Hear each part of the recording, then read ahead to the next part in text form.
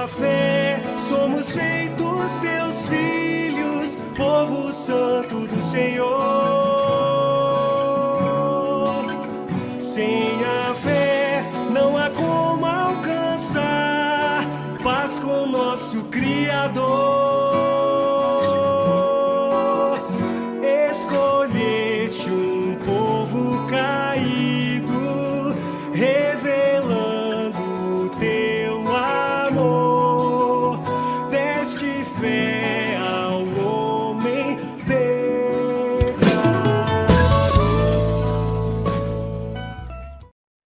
Bom dia, meus irmãos, que alegria, que privilégio estar aqui para cultuar ao nosso Deus, ao Deus Pai de nosso Senhor Jesus Cristo, ao Pai, ao Filho, ao Espírito Santo. Nós louvamos a Deus por seu amor, por sua bondade, por sua graça, e louvamos a Deus também pela presença de todos vocês que estão assistindo, que vão cultuar conosco, que vão participar deste momento tão especial. Nós vamos começar nosso culto, dar início lendo o Salmo 20. Que maravilha é termos a palavra de Deus, celebrarmos a palavra de Deus, e o nosso culto, ele é centrado na palavra, centrado nas Escrituras. E nós começamos sempre com a leitura de um salmo. Salmo de número 20, o texto vai estar aí na tela, nós lemos sempre na versão Almeida, revista e atualizada, para quem quer acompanhar na mesma versão, na mesma linguagem. Então, abra sua Bíblia ou acompanhe a leitura, ouça a leitura e também acompanhe aí na projeção. Salmo 20. O Senhor te responda no dia da tribulação. O nome do Deus de Jacó te leve ou te eleve em segurança. Do seu santuário te envie socorro e desde Sião te sustenha. Lembre-se de todas as tuas ofertas de manjares e aceite os teus holocaustos. Conceda-te segundo o teu coração e realize todos os seus desígnios.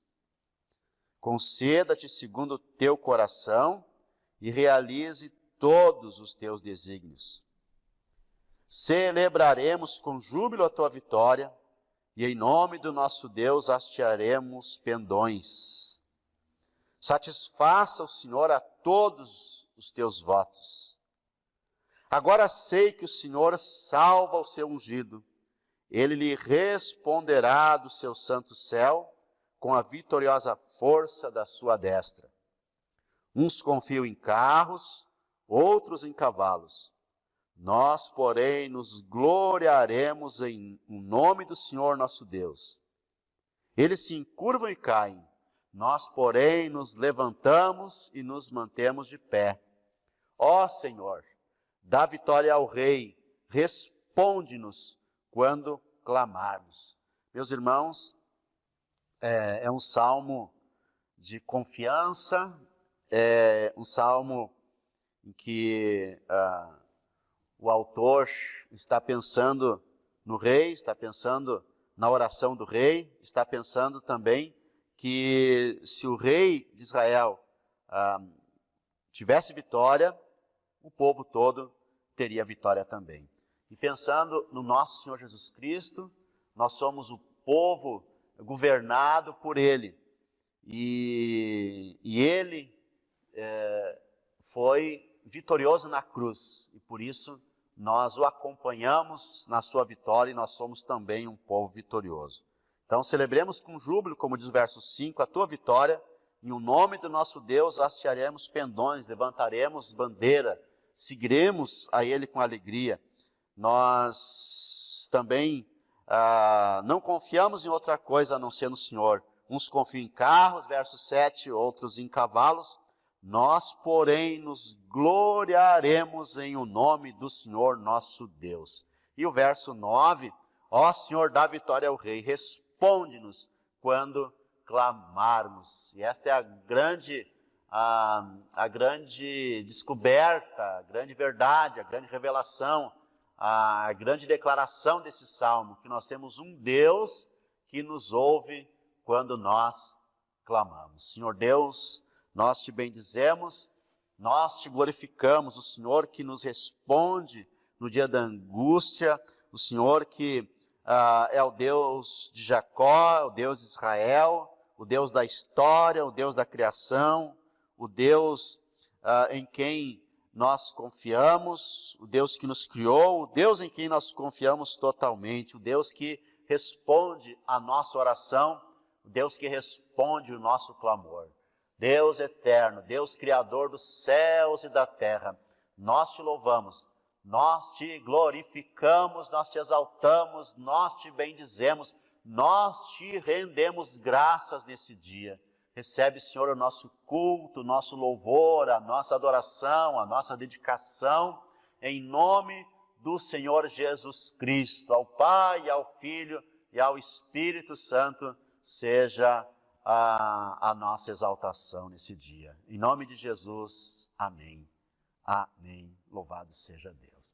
Meus irmãos, mais uma vez quero expressar a minha alegria em ter vocês conosco. E eu quero agora pedir que vocês nos acompanhem nos cânticos, cantem juntos. As letras dos cânticos estarão também na projeção, para que você possa desfrutar de uma forma melhor deste momento de culto. Louvamos a Deus por seu amor, por sua bondade, por sua graça.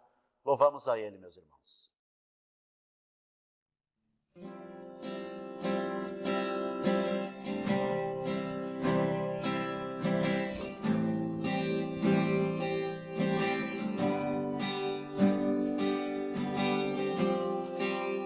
Todos necessitam de um amor perfeito, perdão e compaixão. Todos necessitam de graça e esperança, de um Deus que salva.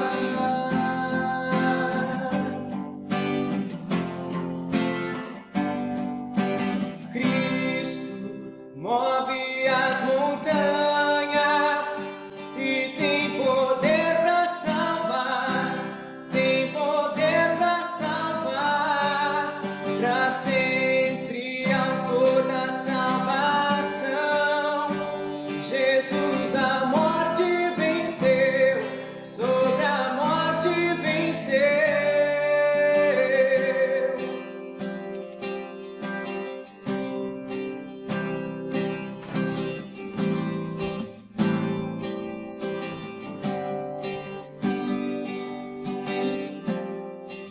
Aceitas com meus medos, falhas e temores, enche o meu viver, a minha vida entrego pra seguir teus passos, a ti me rendo.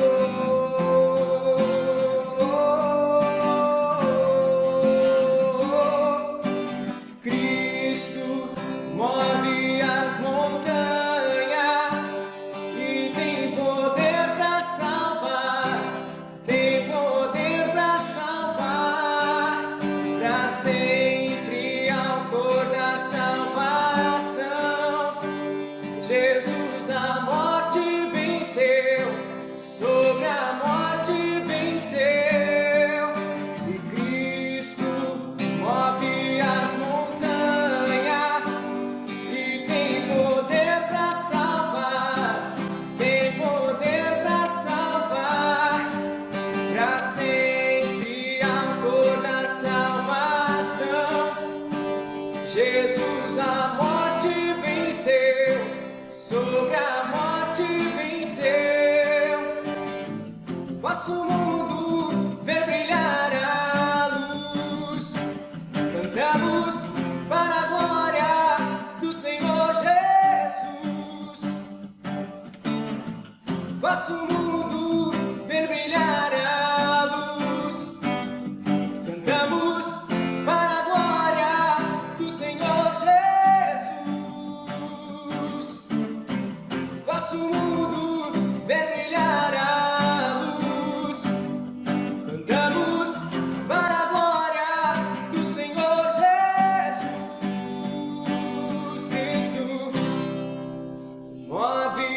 as montanhas e tem poder para salvar, tem poder para salvar, para sempre autor da salvação. Jesus a morte venceu, sobre a morte venceu.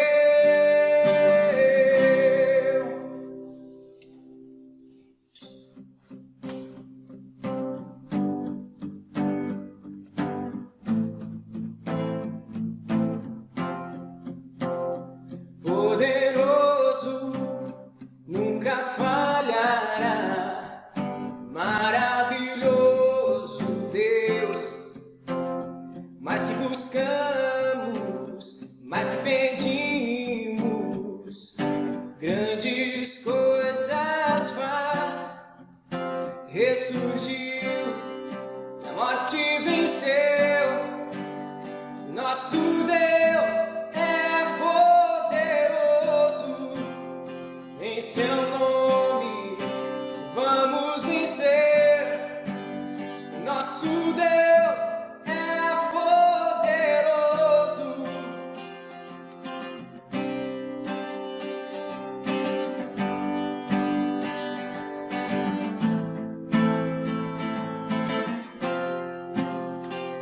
Deus conosco, sempre perto está, dando a solução. Mais que sabemos, mais que esperamos,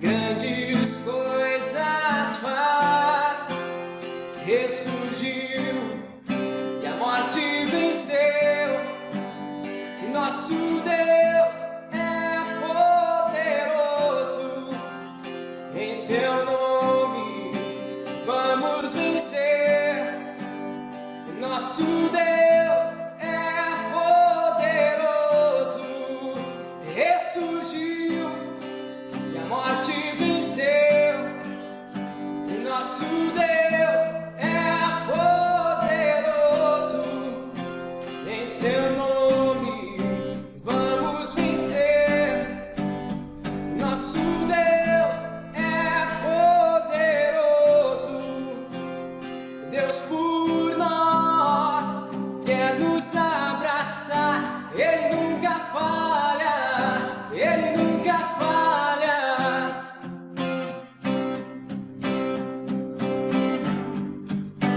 Ele nunca falha, Ele nunca falha, ressurgiu e a morte venceu, nosso Deus é poderoso, em seu nome vamos vencer, nosso Deus é poderoso, ressurgiu e a morte venceu, nosso Deus é poderoso, em seu nome vamos vencer, nosso Deus é poderoso.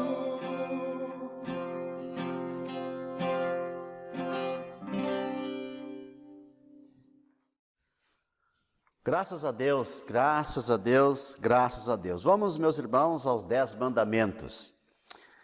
Eu peço que todos repitam comigo, mandamento após mandamento. O texto integral dos mandamentos estará também aí na tela. E vocês podem acompanhar, não apenas acompanhar, mas repetir mandamento após mandamento comigo. Vamos repetir então. Primeiro mandamento: não terás outros deuses diante de mim. Segundo mandamento: não farás para ti imagem de escultura, nem alguma semelhança do que há em cima nos céus. Não as adorarás e não lhes dará culto. Terceiro mandamento: não tomarás o nome do Senhor teu Deus em vão. Quarto mandamento: lembra-te do dia do sábado para o santificar. Quinto mandamento: honra teu pai e a tua mãe. Sexto mandamento: não matarás. 7º mandamento, não adulterarás. 8º mandamento, não furtarás. 9º mandamento, não dirás falso testemunho contra o teu próximo. E 10º mandamento, não cobiçarás nada do teu próximo. Que alegria, que bom nós cultuarmos ao nosso Deus, nós podemos também recitar os 10 mandamentos. E como nós estamos em tempo de crise, em tempo de pandemia, nós lembramos desses mandamentos tão importantes, mas principalmente o mandamento número 6, não matarás. Por isso, o nosso apelo, domingo após domingo, é cuide da sua própria vida, mas também cuide da vida do teu irmão. Zele pelo teu irmão, zele pelo próximo. Ao sair, nós estamos fazendo essa recomendação sempre. Precisamos sair, precisamos trabalhar, precisamos ir ao mercado, à farmácia, enfim, tantas saídas que precisamos dar nesse tempo, mas tenha todo cuidado, proteja a sua família, mas também proteja o seu vizinho, proteja o seu próximo. Então, nossa recomendação, siga todas as recomendações possíveis para proteger a vida do teu próximo. Isso é muito importante e isso glorifica a Deus. Vamos ao credo apostólico. O texto vai estar também aí na tela, e é importante, meus irmãos, nós recitarmos o credo apostólico. E na capela missional, nós usamos os credos, as confissões de fé, como apoio à nossa doutrina, ao nosso ensino bíblico, à nossa prática das Escrituras. E é importante o credo apostólico, porque ele é um documento histórico da igreja, e ele afirma a doutrina da Trindade, da Santíssima Trindade, afirma a doutrina da igreja, mencionando a Santa Igreja Católica, no sentido de catolicidade, não de catolicismo, no sentido que a igreja é católica, ela é universal, ela é de todos os povos, ela é de todos os cristãos, independente da denominação que frequenta, independente do tipo de cristianismo, desde que seja bíblico, histórico, e também fala dos cristãos, de todos os tempos e de todos os lugares. Então, repita comigo o credo apostólico, ou recite comigo. Creio em Deus, Pai Todo-Poderoso, Criador do céu e da terra. Creio em Jesus Cristo, seu único Filho, nosso Senhor, o qual foi concebido por obra do Espírito Santo. Nasceu da Virgem Maria, padeceu sob o poder de Pôncio Pilatos, foi crucificado, morto e sepultado. Desceu ao inferno, ressurgiu dos mortos ao 3º dia, subiu ao céu, está sentado à direita de Deus Pai Todo-Poderoso, de onde há de vir para julgar os vivos e os mortos. Creio no Espírito Santo, na Santa Igreja Católica, na comunhão dos santos, na remissão dos pecados, na ressurreição do corpo, na vida eterna. Amém. Alegria máxima no coração, alegria na alma, de podermos recitar o credo apostólico, essa preciosidade, esse documento que nos firma, nos conecta ao cristianismo de todos os tempos e de todos os lugares. Vamos às perguntas do catecismo, e hoje nós vamos com uma pergunta do breve catecismo de Westminster e também uma pergunta do catecismo de Heidelberg, que será o tema do sermão de hoje. Breve catecismo de Westminster, pergunta número 86.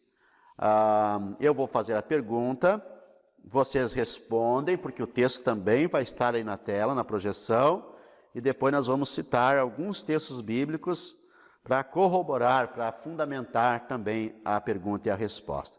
Vamos então ao breve Catecismo de Westminster, pergunta 86. Que é fé em Jesus Cristo?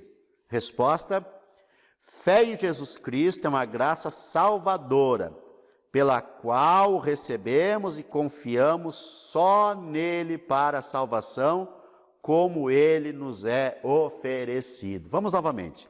Pergunta 86 então. Que é fé em Jesus Cristo? Resposta: fé em Jesus Cristo é uma graça salvadora, pela qual o recebemos e confiamos só nele para a salvação, como ele nos é oferecido. Os textos bíblicos, Atos 16, 31, responderam-lhe: crê no Senhor Jesus Cristo e serás salvo tu e a tua casa.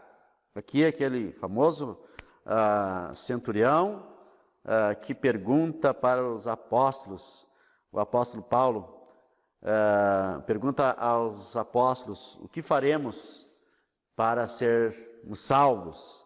Responderam-lhe: crê no Senhor Jesus Cristo e serás salvo tu e a tua casa. Hebreus 10, 39. Nós, porém, não somos dos que retrocedem para a perdição. Somos, entretanto, da fé para a conservação da alma. João, capítulo 1, verso 12. Mas a todos quantos o receberam, deu-lhes o poder de serem feitos filhos de Deus, a saber, aos que creem, aos que têm fé, aos que exercitam fé, a saber, aos que creem no seu nome, aos que têm fé em Jesus Cristo. Filipenses 3:9, e ser achado nele, não tendo justiça própria que procede de lei, ou seja, não confiando nas suas próprias obras, não querendo salvar a si mesmo ou por si mesmo, senão a que é mediante a fé em Jesus Cristo, a justiça que procede de Deus, baseada na fé. E Apocalipse 22, 17, o Espírito e a noiva dizem: vem. Aquele que ouve, diga: vem.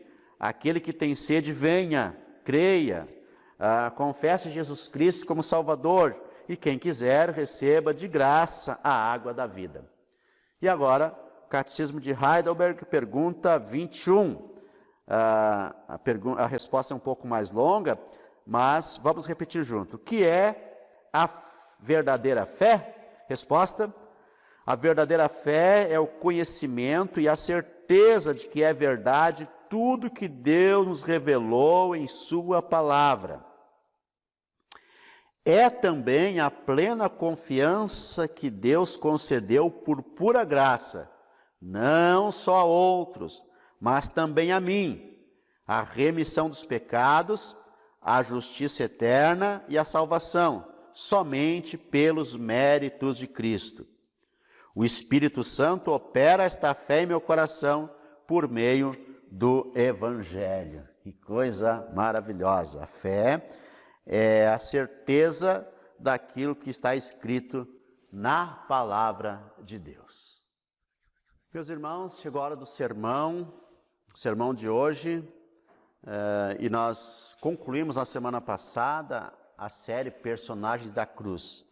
Nós vamos voltar em uma série futura sobre personagens que encontraram-se com Jesus. Numa série futura nós vamos ver alguns personagens da vida de Jesus.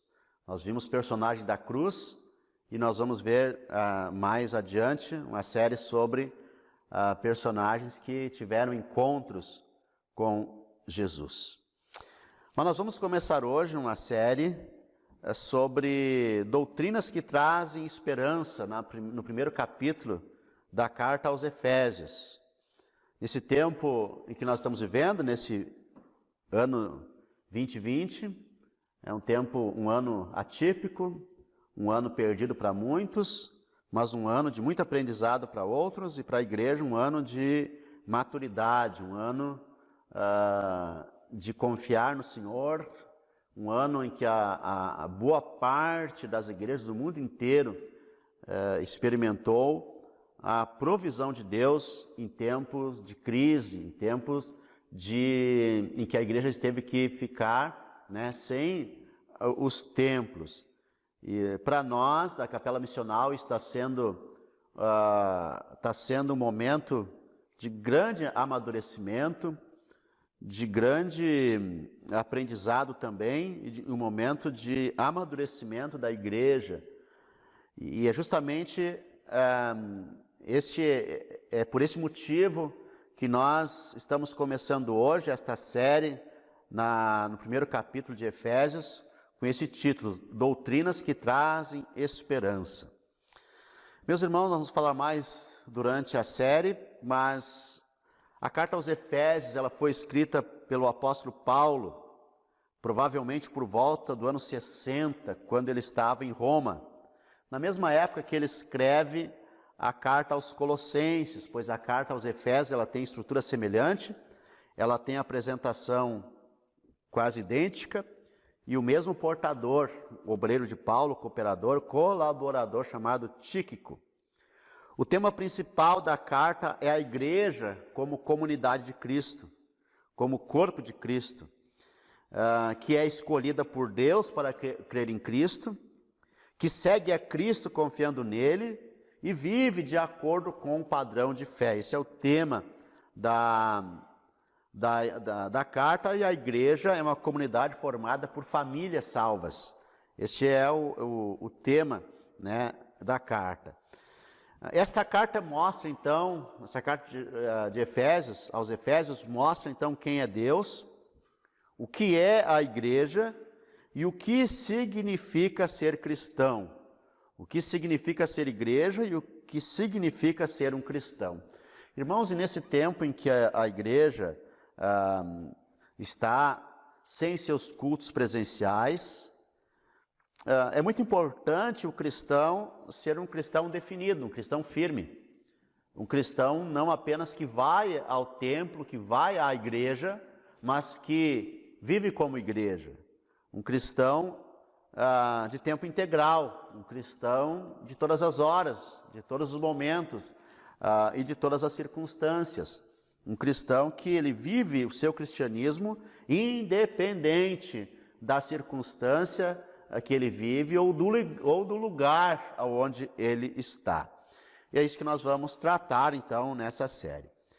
E hoje então nós vamos ao sermão número 1, características essenciais do cristão. Vamos ler então o primeiro texto, que se encontra em Efésios, capítulo 1, verso 1 também. Efésios, capítulo 1, verso 1, o texto vai estar aí na projeção, vocês podem acompanhar conosco. Texto bíblico: Paulo, apóstolo de Cristo Jesus por vontade de Deus, aos santos que vivem em Éfeso, e fiéis em Cristo Jesus. Paulo, apóstolo por vontade de Deus, aos santos que vivem em Éfeso e fiéis em Cristo Jesus. A construção do texto poderia ser: Paulo, apóstolo de Cristo Jesus por vontade de Deus, aos santos e fiéis em Cristo Jesus que vivem em Éfeso. Poderia ser também. Meus irmãos, uma grande necessidade da igreja é compreender o que significa ser um cristão. Qual é a identidade de si mesmo, quando um cristão olha para si mesmo. Os cristãos primitivos e de outras épocas impactaram o mundo em tempos, tanto na igreja primitiva, mas em tempo de expansão da igreja, em tempo de conquista de nações, em tempo de conquista de culturas. Os cristãos primitivos e de outras épocas impactaram o mundo, porque eles sabiam quem eram e viviam o cristianismo com grandeza e consciência. Eles eram cristãos verdadeiros que viviam o poder de Cristo na sua vida prática. Porque o cristianismo, mais do que uma religião, é um poder no mundo. O cristão vive o evangelho é o poder de Deus. Paulo, aos Romanos, no capítulo 1,16, diz: eu não me envergonho do evangelho, porque o Evangelho é o poder de Deus para a salvação de todo o que crê. Para impactar as pessoas do mundo, nós precisamos descobrir o que é ser um cristão autêntico. Um grupo de pessoas vivendo em Cristo, isso é a igreja. Um cristão autêntico, ele vive ligado a uma igreja, ou não necessariamente a uma igreja institucional, mas a uma igreja, um grupo de pessoas. O que é uma igreja? A igreja é um grupo de pessoas vivendo em Cristo, e este grupo de pessoas, elas impactam o mundo vivendo em Cristo, e isso pode mudar, inclusive, uma cultura, como acontece até hoje em muitas localidades, muitos lugares. Então, nesse texto, em poucas palavras, numa saudação, o autor do texto, que é o apóstolo Paulo, ele nos fala o que é um cristão verdadeiro e como viver a vida cristã. E eu selecionei aqui 4 proposições, então, a respeito do que é o cristão. Se vocês depois quiserem aprofundar um pouco mais isso, eu recomendo 2 leituras, que elas se misturam a esse sermão, que é a leitura do sermão de Martin Lloyd Jones, numa longa série sobre Efésios, e o comentário de John Stott também sobre a mesma carta. Mas eu quero selecionar aqui 4 proposições a respeito do que é um cristão verdadeiro e como viver a vida cristã. Isso vai nos ajudar a vivermos esse tempo de incertezas, esse tempo de crise, esse tempo de distanciamento do local de culto, esse tempo em que o cristão, ele é um cristão afastado dos irmãos, mas ao mesmo tempo ligado aos irmãos, não presencialmente, mas de outras formas. Isso é maravilhoso neste tempo. Meus irmãos, então a primeira proposição a respeito do cristão é que ele é santo. Veja que o autor, ao fazer a saudação, ele vai dizer por que ele está escrevendo a carta, ele diz aos santos. Então, a palavra santo no Antigo Testamento, ela significava, ela tinha a ideia de separação. Deus é santo, ele é separado. No Novo Testamento, lá no Antigo Testamento, Kadosh, tem essa ideia de separação. No Novo Testamento, Ágios, tem a ideia de pureza, de purificação. Então, mas em primeiro lugar, meus irmãos, o cristão, ele é santo. Essa é a definição do cristão. Se você é um cristão, você é chamado de santo. No Novo Testamento, o cristão nunca, não é que ele não seja. A ideia de que o cristão é um pecador, ele não é um glorificado ainda. Mas o Novo Testamento sempre vai chamar o cristão de santo, nunca de pecador. Ele é um pecador que foi perdoado dos seus pecados. Quero afirmar de novo, nós somos pecadores, com certeza, porque o contexto todo nos mostra isso. Nós dependemos do perdão de Deus, nós dependemos da salvação, da redenção, mas há um outro sentido em que nós já fomos redimidos e já fomos santificados, separados e purificados. Então, 2 coisas a respeito do ser santo. Em primeiro lugar, ser santo é ser separado. O cristão é um tipo único no mundo. Ele é alguém que Deus escolheu. O próprio apóstolo aqui, ele diz, Paulo, apóstolo, olha só, apóstolo de Cristo Jesus por vontade de Deus. E a ideia em todo o capítulo 1 de Efésios e de toda a carta é essa escolha de Deus com respeito ao cristão. O cristão é um tipo único, ele é alguém que Deus escolheu. Escolheu e separou para ser dele. Ele foi posto à parte, ele foi separado, ele se sobressai no plano de Deus. Ele foi chamado por Deus, separado do mundo, separado para Deus. Foi isso que Deus fez com o cristão. Deus o separou, Deus o distinguiu, Deus o tomou para si, Deus o separou. Deus colocou ele à parte. Romanos capítulo 8, verso 28 ao 30, diz assim: sabemos que todas as coisas cooperam para o bem daqueles que amam a Deus, daqueles que são chamados segundo o seu propósito. É Deus que chama, é Deus que chama. Porquanto aos que de antemão conheceu, também os predestinou para serem conformes à imagem de seu Filho. A salvação é predestinação, a fim de que ele seja o primogênito entre muitos irmãos. E aos que predestinou, a esses chamou. E aos que chamou, a estes também justificou. E aos que justificou, a estes também glorificou. Vejam que isso é a santificação. Deus chama o cristão, Deus predestina a pessoa para ser dele. E quando ele predestina, ele chama. E quando ele chama, ele justifica, ele separa, ele declara que aquela pessoa pertence a ele. O segundo fato a respeito de ser santo é que ser santo é ser purificado. Então, a ser santo é ser separado. O Antigo Testamento traz muito essa ideia. O Novo Testamento traz a ideia de purificação. Então, ser santo é ser purificado. O cristão foi purificado da culpa dos seus pecados. O cristão foi purificado daquilo que o condenava. Ele foi purificado da corrupção do seu pecado, que o condenava diante de Deus. Ele foi purificado da culpa do pecado. O cristão, meus irmãos, ele foi purificado. Por isso, todo cristão é santo. Você não pode ser um cristão sem ser santo. E não pode ser santo sem ser separado do mundo. O cristão, se é cristão, ele é separado, ele é santo. Não no sentido de santo, de perfeição, mas no sentido de separação, de purificação, de pertencer a Deus. Por isso o cristão não pode mais pertencer ao mundo. Ele não pode mais se apegar ao mundo, ele não pode mais amar o mundo, ele não pode mais amar o mundanismo, ele não pode mais viver como um mundano, no pior sentido da palavra. Ele não pode mais, o cristão não é mais governado pela mentalidade do mundo, pelo espírito do mundo, pela cultura do mundo. O cristão, ele foi separado para viver para Deus.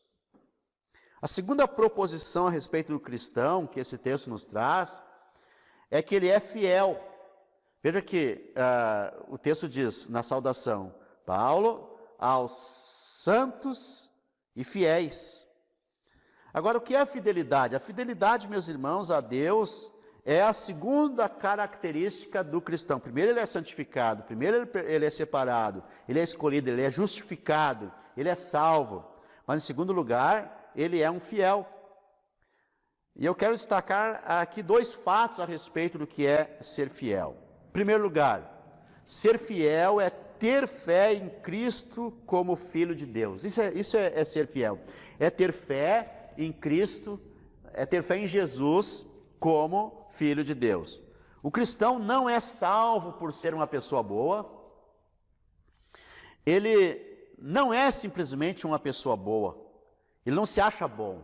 Nenhum cristão se acha bom. Ele não se acha merecedor das bênçãos. Um verdadeiro cristão não se acha merecedor das bênçãos. Caso contrário, ele seria um fariseu. O cristão exerce fé em Deus e na obra de Cristo. Ele permanece nesta fé e ele vive esta fé. Agora, o que significa esta fé? O cristão, meus irmãos, ele é cristão porque ele crê em certas verdades específicas. O cristão não é uma pessoa cheia de dúvidas a respeito da sua fé, apesar de que muitos cristãos vivem em tempos, em algum tempo, dúvidas. Mas ele não vai viver a sua vida em função das dúvidas. Porque no mínimo ele precisa crer que o Senhor Jesus Cristo é o Filho de Deus. No mínimo ele precisa crer que ele foi salvo por Cristo Jesus. E a essência da sua crença centraliza-se na pessoa do Senhor Jesus Cristo. Ele crê que Jesus é o Filho de Deus enviado para a sua salvação. O cristão é a sua crença. O cristão é definido por aquilo que ele crê. Quem é um cristão? É aquele que crê em Jesus Cristo. Isso é ser um cristão. O segundo fato, meus irmãos, a respeito da fidelidade, é que ser fiel é perseverar em Cristo até o fim. O outro sentido, então, de ser fiel é que ele guarda a sua fé, ele persevera na fé, ele é fiel a Deus, ele permanece em Cristo, ele continua crendo no Filho de Deus, ele está pronto até mesmo a defender a sua fé, a lutar por sua fé, a morrer por sua fé. Ele é perseverante na sua fé, mesmo em meio a tribulações, perseguições e circunstâncias. Ele não é, quem não é fiel não é um verdadeiro cristão, porque um verdadeiro cristão é fiel. O último sentido de fiel é que o cristão é uma pessoa que se pode confiar, ele é uma pessoa confiável, ele é um fiel. O fiel tem uma fé, ele tem uma crença, ele crê em Jesus Cristo, ele se crê salvo pelos méritos de Jesus Cristo, logo ele é uma pessoa confiável. As pessoas podem acreditar, ou deveriam acreditar no cristão. A fé do cristão o leva a ser uma pessoa abençoada, a ser uma pessoa parecida com Jesus. E eu quero chamar aqui essa definição de fé. Vejamos novamente a definição do breve Catecismo de Westminster, pergunta 86. O que é fé em Jesus Cristo? Resposta: fé em Jesus Cristo é uma graça salvadora pela qual o recebemos e confiamos só nele para a salvação, como ele nos é oferecido. Catecismo de Heidelberg, pergunta 21. O que é a verdadeira fé? Resposta: a verdadeira fé é o conhecimento e a certeza de que é verdade tudo que Deus nos revelou em sua palavra. É também a plena confiança que Deus concedeu por pura graça, não só a outros, mas também a mim, a remissão dos pecados, a justiça eterna e a salvação, somente pelos méritos de Cristo. O Espírito Santo opera esta fé em meu coração por meio do Evangelho. Meus irmãos, esse é o principal fato da fé. O cristão, quando ele tem fé, ele crê na obra de Cristo. Isso é ter fé, é crer que a palavra de Deus é verdadeira e é crer que Jesus Cristo é o seu Senhor. Isso é ter fé. Fé, meus irmãos, bíblica não é crer que eu vou ter uma mansão um dia, que eu vou ter o carro do ano, que eu vou ter um grande salário, que eu vou ficar rico, que eu vou receber milagres. Isto não é fé bíblica. A fé bíblica é crer no Senhor Jesus Cristo, crer que o que a palavra de Deus diz é verdade. Esta é a fé bíblica. Esta é a fé bíblica. Então, meus irmãos, é o sentido da fé. É crer naquilo que Deus diz e crer naquilo que a palavra de Deus revela sobre o Senhor Jesus Cristo. A principal fé que nós devemos ter é fé que o Senhor Jesus Cristo morreu em nosso lugar para perdão dos nossos pecados, para nos justificar, para nos salvar. Em terceiro lugar, meus irmãos, a terceira proposição a respeito do cristão é que ele está ligado a Cristo. Ele está ligado a Cristo. Tudo que ele é por causa e por méritos de Jesus Cristo. O texto diz: aos santos e fiéis em Cristo Jesus. Essa carta, meus irmãos, e esta é a grande revelação da carta aos Efésios, em Cristo. Essa frase, estar em Cristo, o que Deus fez em Cristo, o que Deus fez por nós, fez em Cristo, Deus nos escolhe em Cristo, Deus nos perdoa em Cristo, Deus faz tudo o que Ele faz em nós por meio de Cristo. Dois fatos, então, meus irmãos, sobre o que é estar em Cristo. Em primeiro lugar, estar em Cristo é crer na sua obra na cruz. O cristão crê em Cristo de forma consciente e racional, ele crê.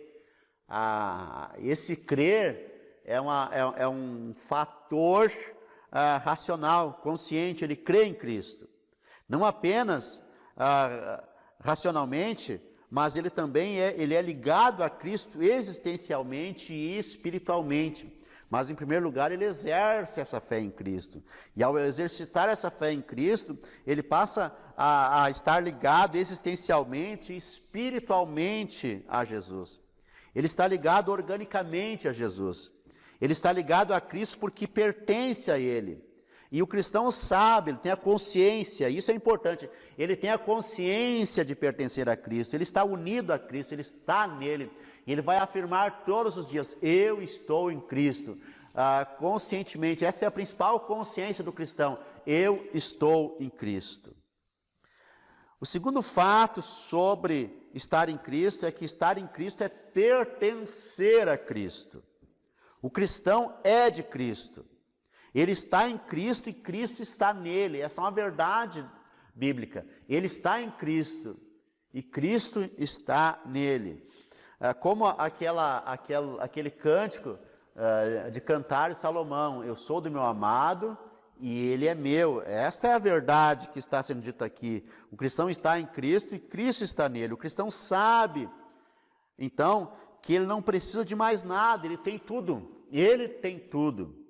Quem tem em Cristo tem tudo. É porque eles estão em Cristo que eles são santos e fiéis. É porque ele está em Cristo que ele é salvo. É porque ele encontrou Jesus. É por causa de Jesus. É pelos méritos do Senhor Jesus Cristo. É porque eles estão em Cristo que são abençoados. É porque eles estão em Cristo que são escolhidos, predestinados, amados, redimidos, incluídos no plano eterno, herdeiros com Cristo, selados pelo Espírito Santo, abençoados, separados, santificados, justificados, curados, fortalecidos, amparados. Tudo que o cristão é em Cristo Jesus. Fora de Cristo, e o próprio Senhor Jesus Cristo disse, sem mim vocês nada podem fazer. Esta é a grande verdade sobre o cristão estar unido a Cristo. A quarta proposição sobre o cristão é que ele está no mundo e vive sua condição no mundo.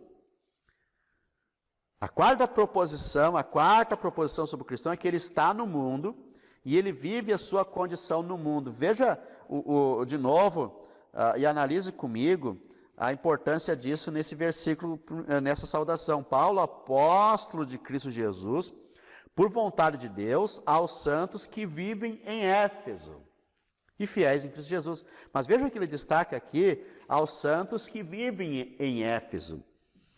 O cristão vive no mundo, e o cristão vive no mundo tudo o que foi falado antes. Ele vive no mundo. Ele não tem um mundo especial onde se esconde para viver a sua fidelidade, a sua santidade, o seu cristianismo. O cristão não se isola para viver a sua santidade. O cristão não sai do mundo para viver a sua fidelidade. O cristão não sai do mundo para viver a sua salvação. O seu estar em Cristo, a sua vida em Cristo, ele é tudo isso no mundo e apesar do mundo. Ele vive a sua condição dentro da cidade onde mora. O cristão, se ele precisar sair do mundo para viver a sua fé, é porque ele não tem uma fé firme, é porque o seu cristianismo é falso, é porque o seu cristianismo não é verdadeiro, ele não é firme. Se o cristão não vive a sua verdadeira fé, porque a cultura o atrapalha, porque os filmes o atrapalham, porque os livros o atrapalham, porque a ideologia o atrapalha, ele está afastado do verdadeiro cristianismo. Se ele precisa se afastar do mundo, se isolar. Ora, irmãos, e isso também com respeito aos jovens, aos nossos filhos, a maneira de educar nossos filhos, a maneira de nós trabalharmos, a maneira do marido ser da esposa, a esposa do marido. Irmãos, a maneira do moço, da moça namorar, ser noivos. Irmãos, se o cristão precisa se afastar do mundo para viver a sua fé, ele está vivendo um cristianismo sem fundamento, ele está vivendo um cristianismo longe do verdadeiro cristianismo, porque o cristão, ele vive a sua fé no mundo, em Éfeso. Esse é o destaque. Então eu quero destacar aqui duas coisas a respeito disso. Primeiro, o cristão está no mundo. Paulo diz aos cristãos que vivem em Éfeso, é para esses que eu estou escrevendo. Esses são santos, esses são de Jesus Cristo, esses são fiéis. O cristão está no mundo. E ser, no sentido, ele é do mundo no sentido que faz parte dele. O cristão de Éfeso era um cidadão daquela cidade, ele morava ali. Ele trabalhava ali, ele se relacionava ali, ele educava seus filhos naquela cidade, naquele contexto. Irmãos, e Éfeso, não pensem que era uma cidade santa, uma cidade só de cristãos, um califado cristão, um reinado cristão, não. Éfeso era a capital da província romana da Ásia e possuía um porto comercial muito ativo, tipo a nossa cidade de Rio Grande, a cidade de Santos e outras, Manaus, por exemplo, era uma cidade onde havia um porto comercial muito ativo, e os cristãos faziam parte daquela cidade, os cristãos faziam parte daquele mundo, e era nessa cidade, neste mundo, que Paulo diz aos santos que vivem em Éfeso, que são fiéis em Cristo Jesus. O segundo ponto que quero destacar sobre isso é que o cristão é cristão no mundo. O cristão é cristão no mundo. Ele está no mundo e ele é cristão no mundo. Éfeso, como eu falei, não era uma cidade cristã, mas era uma cidade pagã. Meus irmãos, Éfeso era uma cidade idólatra. Éfeso era a sede de um famoso culto, um dos principais cultos da época, o culto à deusa Diana, também conhecida como Ártemis ou Artemisa. Ela era cultuada num templo muito suntuoso, e este templo era inclusive uma das 7 maravilhas do mundo antigo. Tal a sua suntuosidade, tal a sua construção, a sua importância. E o cristão é chamado então a viver nesses dois mundos. Estar em Cristo e morar em Éfeso, morar em Éfeso e estar em Cristo, ser fiel e morar em Éfeso, morar em Éfeso e ser fiel, ser santo e morar em Éfeso e ser santo, estar em Cristo e morar em Éfeso e estar em Cristo. Irmãos, os cristãos são santos, são fiéis e vivem tanto em Cristo como no mundo secular. Eles estão nos lugares celestiais, a carta vai dizer, esse é um dos tópicos da carta, nos lugares celestiais, e também na terra. E eu quero chamar a atenção, é que muitos cristãos não conseguem viver essa realidade. Ou eles precisam se retirar do mundo para viver o seu cristianismo, ou se tornam mundanos, absorvendo a cultura mundana de pecado. Eles acham, por outro lado, que o mundo precisa ser favorável a eles. E eles não se conformam, por exemplo, como que todo país não é cristão, como que toda a sua cidade não é cristã, no sentido não de evangelizar a cidade, mas eles não compreendem como os outros não têm a mesma fé que eu, e não tendo, eles se frustram. Alguns acham que o mundo precisa ser favorável a eles. Então eles, ao não encontrar o que querem no seu país, na sua cidade, o que eles fazem? Eles amaldiçoam o presidente, eles amaldiçoam o STF, eles amaldiçoam o Congresso, eles amaldiçoam o governador, eles amaldiçoam o prefeito. Mas não é este o comportamento do cristão, não é este o comportamento do cristão.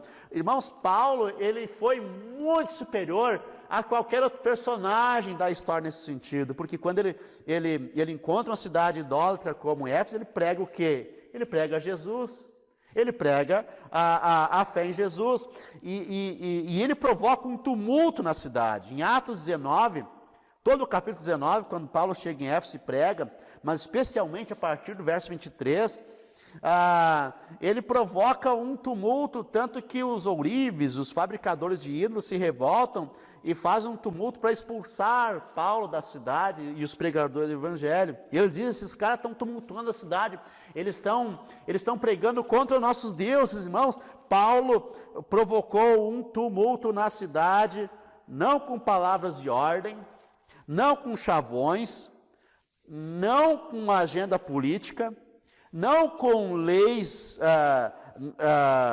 na Câmara de Vereadores da cidade, não amaldiçoando o presidente daquela província, o governador da província, o prefeito da província, os juízes da província, mas com a pregação de Cristo, não com maldições, mas com a pregação de Cristo. Vivendo Jesus, apresentando Jesus. Meus irmãos, é isso que nós devemos aprender. Nós estamos em Éfeso. No caso, a nossa cidade, a tua cidade, é aí que tu tem que viver o evangelho. E mais, meus irmãos, aqueles cristãos não tinham templo. Aqueles cristãos não estavam numa pandemia como nós estamos, mas eles não tinham templo, eles nem pensavam em ter um templo, eles pensavam que o templo era Jesus, que o templo era crer em Jesus, e se reuniam onde dava, fosse na beira de um rio. Essa é a experiência, né, em Filipos que Paulo tem.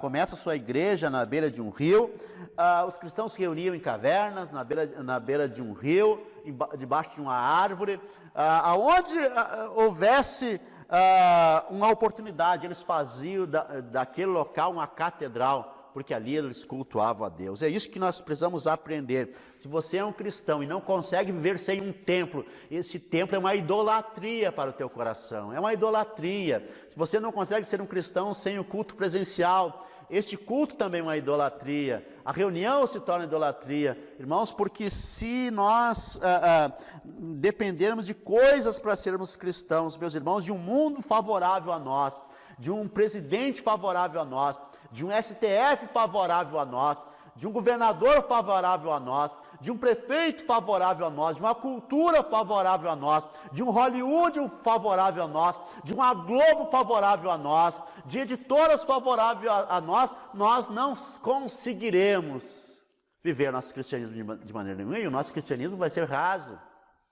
Por isso eu quero finalizar esse sermão, e tendo dito essas coisas, eu faço então 4 chamados a todos. Primeiro, diante disso que foi falado, viva um estilo de vida que combine com o que você é, santo. Viva um estilo de vida que combine com isso, como uma pessoa separada por Deus, como uma pessoa que é de Jesus, com uma pessoa que foi separada e foi purificada. Viva esse cristianismo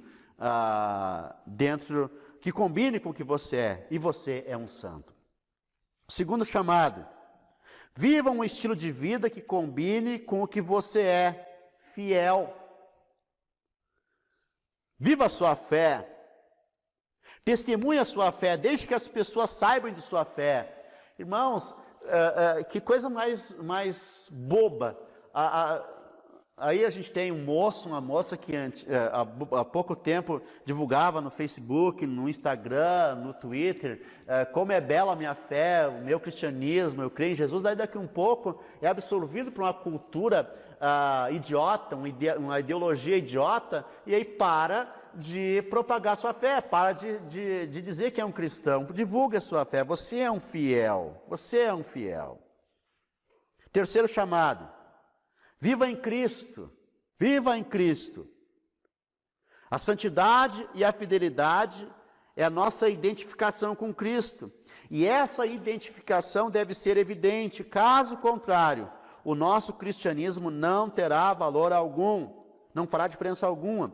Nós estamos distanciados do templo, distanciados dos cultos presenciais, mas seja santo, mas seja fiel, viva em Cristo.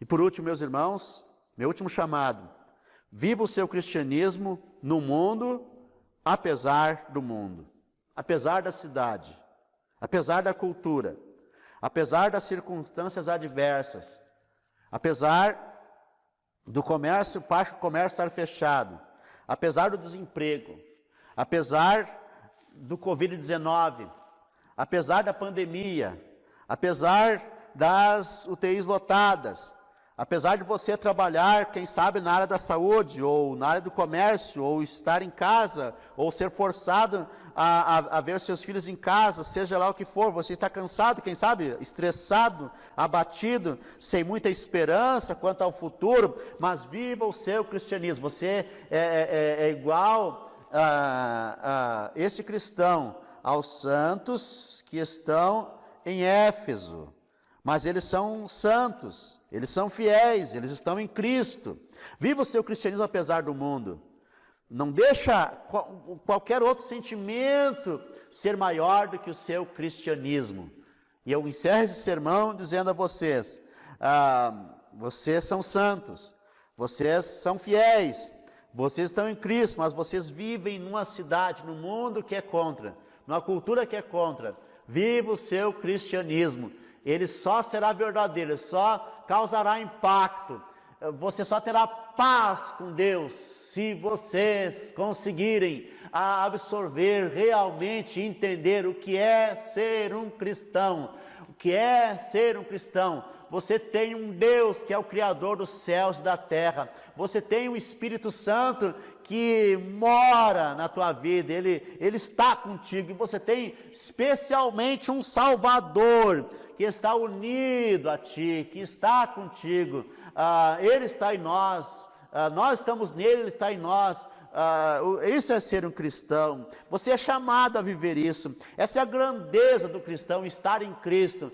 Ele está em Porto Alegre, ele está na sua cidade, ele está no interior, ele está numa cidade grande ou numa cidade pequena, não importa. Ele vai viver o seu cristianismo em Éfeso, na cidade do pecado, na cidade da cultura contra, na cidade profana, na cidade secular, na cidade, quem sabe, do diabo, na cidade da idolatria, na cidade onde todo mundo, quem sabe, todo mundo é idólatra. Irmãos, o primeiro cristão de Éfeso foi um cristão sozinho. O primeiro cristão de São Paulo foi um cristão sozinho. O primeiro cristão do Rio de Janeiro foi um cristão sozinho. O primeiro cristão de Nova York foi um cristão sozinho. O primeiro cristão de Antioquia foi um cristão sozinho. Mas depois vieram outros cristãos. Irmãos, que coisa extraordinária é isso! Que coisa extraordinária é isso! Seja um cristão e celebre a Deus por ser um cristão e glorifique a Deus por ser um cristão. Eu quero te dizer, seja um cristão no mundo, seja um cristão na cultura, seja um cristão na pandemia, seja um cristão em casa, seja um cristão onde você estiver e com quem você estiver. Senhor Deus eterno, nós te glorificamos, nós te exaltamos, nós te bendizemos e nos satisfazemos em ti. E nós te louvamos por que somos escolhidos no mundo, para vivermos no mundo a nossa fé. Mas eu te peço, Senhor, tem misericórdia de nós e nos ajuda. Ajuda os cristãos que estão me ouvindo. Ajuda a igreja que está me ouvindo, para que cada um possa viver o seu cristianismo de forma a que glorifique o teu nome e que honre este chamado e este nome, ser cristão. Em nome de Jesus. Amém. Amém.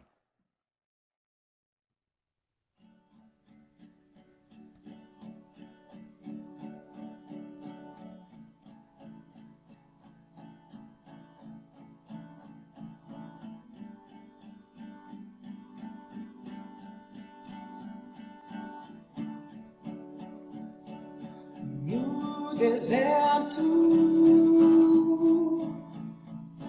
de que eu fui, eu tinha sede. Veio Cristo e tudo se fez diferente.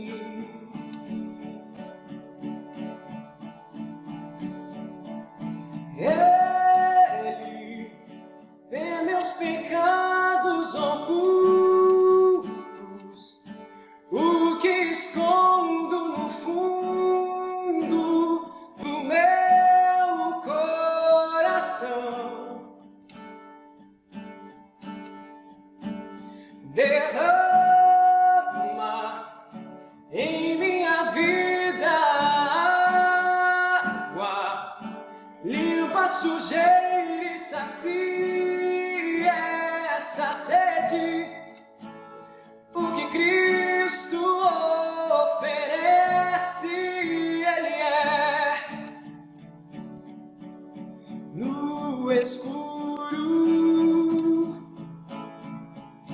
de quem eu fui, eu tinha medo. Veio Cristo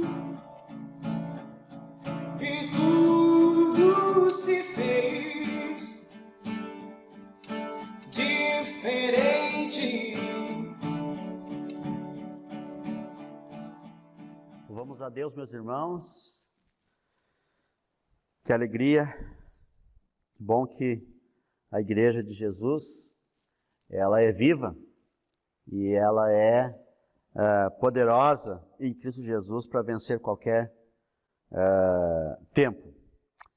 Meus irmãos, nós vamos recitar agora o Credo Niceno. Todos os domingos, nós aqui na capela, nós participamos da Ceia do Senhor. Nós estamos sem nossos cultos presenciais, ainda não temos uma previsão de quando nós vamos voltar, mas quando a gente está reunido, a gente participa da ceia sempre. E ao participar da Santa Ceia, da Ceia do Senhor, nós recitamos o Credo Niceno. Vamos recitar então o Credo Niceno, o texto vai estar aí na tela. Repita comigo então, ou recite comigo. Creio em um só Deus, Pai Todo-Poderoso, Criador do céu e da terra, de todas as coisas visíveis e invisíveis. Em um só Senhor Jesus Cristo, Filho único de Deus, gerado do Pai antes de todos os tempos, luz da luz, Deus verdadeiro de Deus verdadeiro, gerado, não criado, consubstancial ao Pai, por quem todas as coisas foram feitas, o qual por nós homens e para nossa salvação desceu do céu, encarnou pelo Espírito Santo e da Virgem Maria e se fez homem. E por nossa causa foi crucificado, e ressurgiu de novo ao terceiro dia, segundo as Escrituras, e subiu ao céu, e está sentado à mão direita do Pai, e virá de novo em sua glória para julgar os vivos e os mortos, e cujo reino não terá fim. E no Espírito Santo, Senhor que dá vida, que procede do Pai e do Filho, e que com o Pai e o Filho é adorado e glorificado, e que falou pelos profetas, e numa igreja una, santa, católica e apostólica. Confesso um só batismo para a remissão dos pecados, e espero a ressurreição dos mortos e a vida do mundo por vir. Amém. Meus irmãos, nós temos todos os motivos para glorificar a Deus, todos os motivos. Nós somos a Capela Missional, o nosso endereço é na rua Nicolau Eli 332, em Porto Alegre, no bairro Jardim Floresta. Como eu falei, nós estamos sem nossos cultos presenciais.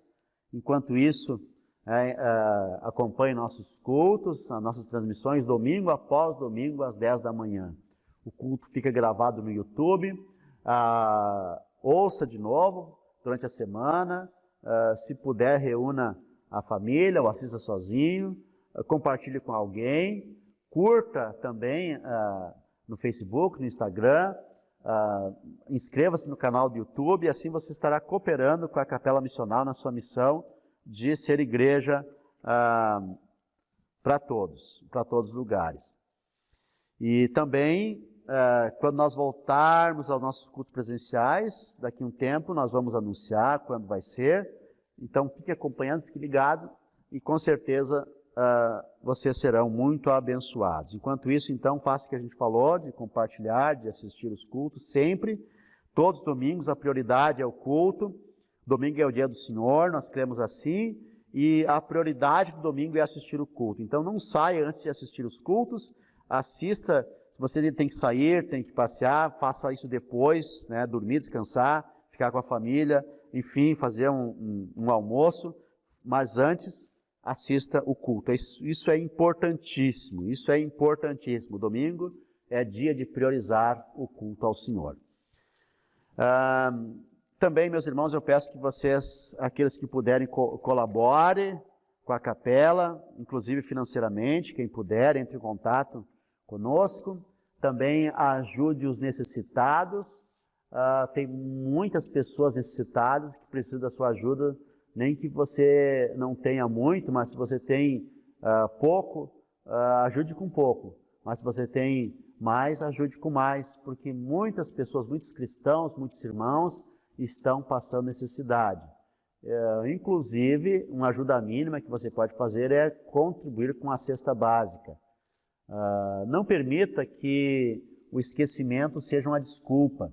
O esquecimento, ele tem um responsável, que isso não está no seu coração. Você não encara isso como uma missão. E é missão nossa ajudar os nossos irmãos. Que Deus abençoe a todos. Nós vamos agora fazer o encerramento e eu peço que vocês orem comigo a oração do Pai Nosso e em seguida nós vamos com a nossa oração intercessória para o final. Ore comigo então o Pai Nosso. Pai nosso que estás nos céus, santificado seja o teu nome. Venha o teu reino, faça-se a tua vontade, assim na terra como no céu.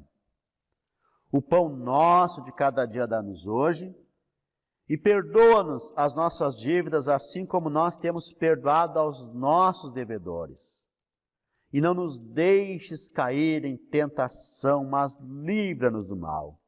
Pois teu é o reino, o poder e a glória para sempre. Amém. Deus eterno, Deus criador dos céus e da terra, Deus santo, Deus que nos dá a provisão, o pão de cada dia, Deus que perdoa nossos pecados, Deus que nos livra da tentação, Deus que nos faz vencer a tentação, Deus que nos faz vencer o mal, e eu te peço exatamente isso, Senhor, nos dê a tua provisão, dá a tua provisão, Senhor, a cada um que está orando agora conosco, acompanhando agora este culto, cultuando junto, dá a tua provisão, Senhor. Tu és a nossa provisão, Tu és o Deus da providência, o Deus da provisão, e Tu tens o prazer de socorrer aos necessitados. Nós Te louvamos, Senhor, nós Te louvamos, nós Te bendizemos, nós Te glorificamos. Senhor, nos livra do mal, nos livra do maligno, guarda nossos filhos, Senhor, guarda nossas crianças do mal e do maligno, Senhor, guarda nossos filhos do mal e do maligno. Abençoa, Senhor, os idosos, abençoa os casados, os solteiros, abençoa os casais, Senhor, e os solteiros, livra do mal, livra do maligno, Senhor.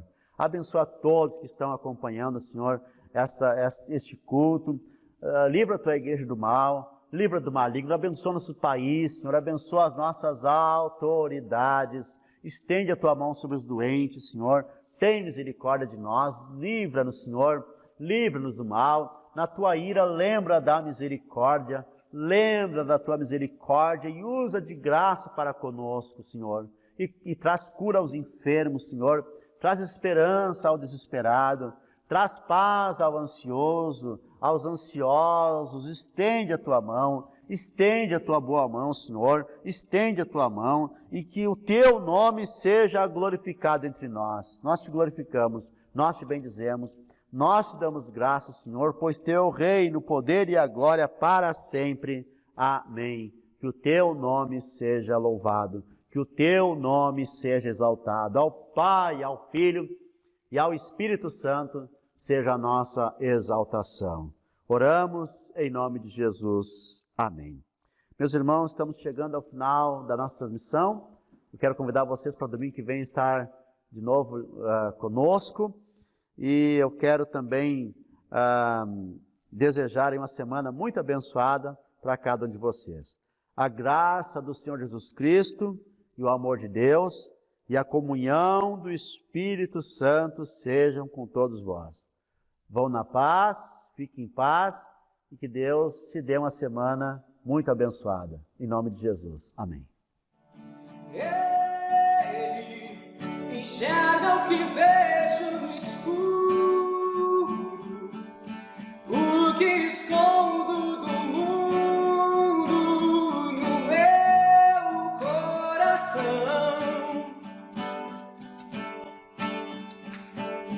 E espalha o barro que ainda faltava, abre a janela pra luz me encontrar. O que Cristo oferece, Ele é luz do mundo, água viva.